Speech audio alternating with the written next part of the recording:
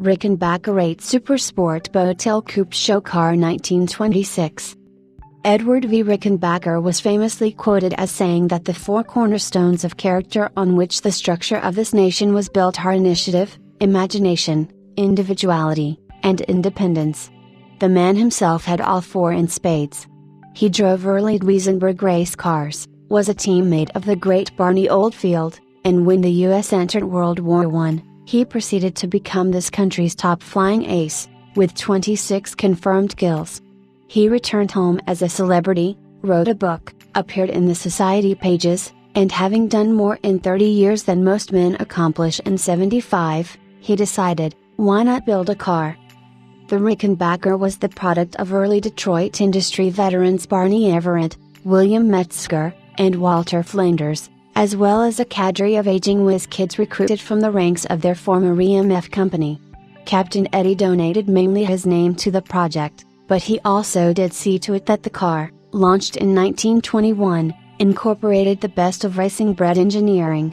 For instance, in 1923 the Rickenbacker was blessed with four-wheel brakes, which was an American first that was shared with the elite Duesenberg and the obscure Colonial. Most of the nickel-era automobile manufacturers that came and went ended with their most spectacular products, usually as a last-ditch effort to attract sales, and so it was with Rickenbacker, which debuted the Supersport, a spectacular creation on a tuned, 107 horsepower Verticolate superfine chassis, at the 1926 New York Auto Show. It was essentially a cabin monoplane on wheels that boasted low-slung Edmund and Jones headlamps, laminated mahogany airfoil bumpers, cycle fenders that turned with the front wheels, teak trim and safety glass throughout, and a comfortable interior swathed in rich leather, with a racing-inspired dashboard layout. On the New York show car, every piece of bright metal trim was copper-plated, down to the little airplane on the radiator shell and the custom-made buffalo wire wheels. Former Rickenbacker factory employee Whitman Daly, interviewed by the late Beverly Ray Kimes, informed her that at least 30 Supersport bodies had been ordered and painted.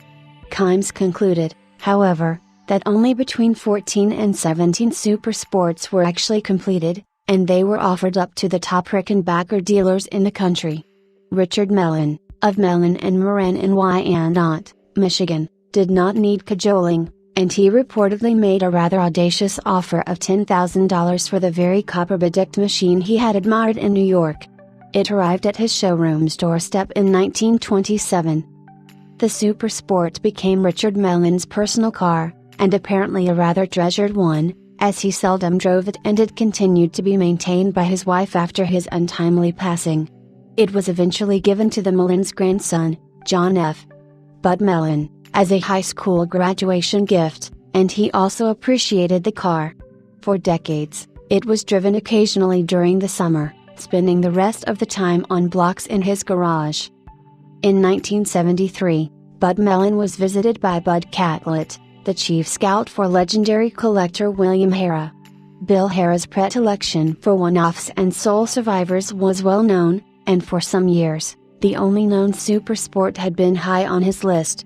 Catlett had come to specialize in finding the unfound for his boss, and after tracking rumors and tips, he ended up at the Mellon home, where he succeeded in buying the Supersport, with 11,616 miles on the odometer, from its original owners. For the next decade, the Rickenbacker resided in the famed showrooms at Harrah's Automobile Collection, where, in its original condition, it was admired by many. Among the many was Thomas J. Lester, of Lester Tire fame, who was a well-known collector and enthusiast and a personal friend of Bill Harrah. Lester was utterly taken by the Supersport, and he spent several years trying to convince Harrah to sell it to him. He finally succeeded in 1983, as the Harrah collection was being dismantled following its owner's passing. 2 years later, in 1985, the Supersport was carefully restored back to its original condition by Eric and Vivian Lavine's well-known shop in Nappanee, Indiana.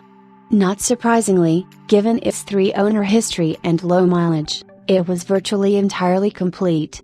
The original teak trim had been largely painted over, and the copper was tarnished, but everything important was there: which allowed the Lavines to restore the car to its exact original show appearance.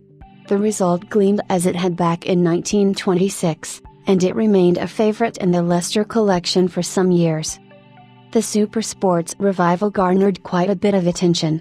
Beverly Rakimes featured it as the salon car of the January 1987 issue of Road and Track, and she described it again in her 1990 book, The Classic Car. John F. Katz wrote about it for Volume 24, Number 2 of Automobile Quarterly, and it appeared as the cover car of the March, April 1987 issue of Antique Automobile after winning its ACA Senior Honors. Bob Bond purchased the Supersport in 2001.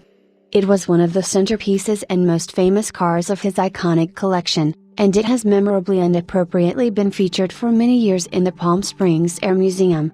It has seldom been shown in recent years, and it is ripe for mechanical and cosmetic freshening, to either return it to the road or launch its new show career. All that has been found of any other Supersport was a stripped engine and chassis that was unearthed in a southern scrapyard. This car is the only intact survivor of what Kimes memorably referred to as Captain Eddie's swiftest flight of fancy. It is the ultimate automotive expression of the aviation age.